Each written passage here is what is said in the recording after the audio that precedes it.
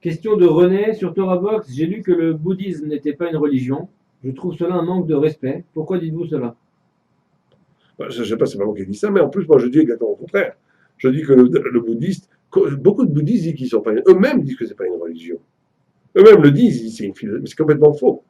Parce que le bouddhiste dit qu'il ne croit pas en une divinité unique, c'est vrai, mais il croit en des millions de divinités, puisqu'il considère qu'il y a une divinité derrière chaque chose. Donc c'est une forme d'avodazara, de ce qu'on appelle d'idolâtrie. Maintenant, il y a dans le bouddhisme une sagesse qui séduit beaucoup de gens. Mais il faut savoir que le bouddhisme, on va lui reprocher deux choses. Il ne s'agit pas de respect ou pas de respect ici. Il s'agit d'une lutte pour la vérité. Est-ce que, quand respect, on respecte tout le monde. On respecte la démarche de quelqu'un qui spirituellement essaye de trouver une spiritualité en utilisant une spiritualité. Nous le respectons. Mais c'est pas parce qu'on le respecte qu'on va dire que c'est bien. C'est pas parce qu'on le respecte qu'on va dire qu'on est d'accord. C'est pas parce qu'on respecte la personne qu'on va dire que quand elle a une démarche spirituelle qui est à l'encontre de la vérité, c'est bien ce qu'elle fait. Absolument pas. Et donc, il y a des règles thoraïques, enfin plutôt des dimensions thoraïques qui nous enseignent des choses fondamentales. La première chose fondamentale, c'est que la spiritualité, c'est magnifique, mais il ne faut pas qu'elle soit idolâtre. L'idolâtrie, c'est de confondre le créateur et la création. Quand il y a, quand on désigne dans la création, ça veut dire dans le matériel, une divinité, on est dans la faute idolâtre. C'est-à-dire qu'on rompt le pacte d'un rapport avec Dieu qui est transcendant, qui est au-delà de l'être. De désigner l'être comme Dieu, c'est de l'idolâtrie. Ou de désigner Dieu comme de l'être, c'est de l'idolâtrie. Or, le bouddhisme le fait. Le fait, puisqu'ils ont des pratiques, il y a des bouddhismes religieux, plus religieux, chacun fait ce qu'il veut, mais il y a dans la religion bouddhiste aussi des cultes rendus aux forces spirituelles qui sont dans chaque chose, qui sont une partie de l'être.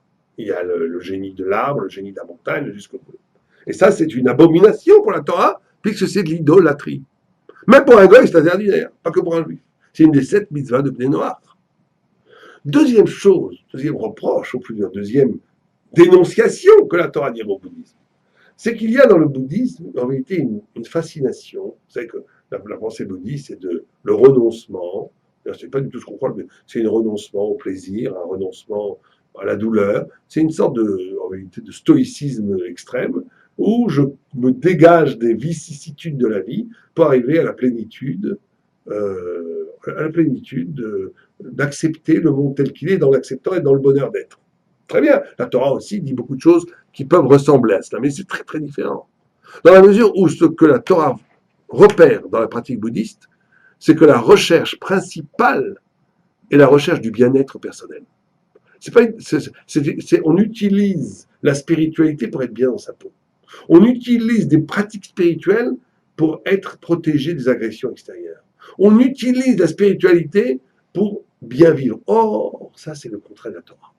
La Torah elle dit oi, oi. Elle dit que l'homme a été créé vayatser avec deux yud pour te dire qu'il est écartelé. Être spirituel, c'est un combat où le but n'est pas le bien-être intérieur, où le but est de se confronter avec la vérité qui est très souvent violent, très souvent difficile, très souvent tordu. Le rapport à la vérité, c'est un rapport qui des fois est très très très tendu. Et donc ça, c'est les deux reproches, les deux attaques idéologiques, spirituelles, philosophiques que la Torah fait aux bouddhistes, au bouddhisme, en disant que, un, c'est de l'idolâtrie dans sa pratique religieuse, et que dans sa philosophie, elle est incapable, en vérité, d'intégrer la notion, par exemple, de compassion, la notion de chesed, la notion de partage, la notion de dialogue avec Dieu, la notion d'un conflit perpétuel entre l'éternité et le fini, de vouloir tout mettre dans une sorte de rondeur où tout est aboli, c'est quelque chose qui est très loin de l'esprit du judaïsme.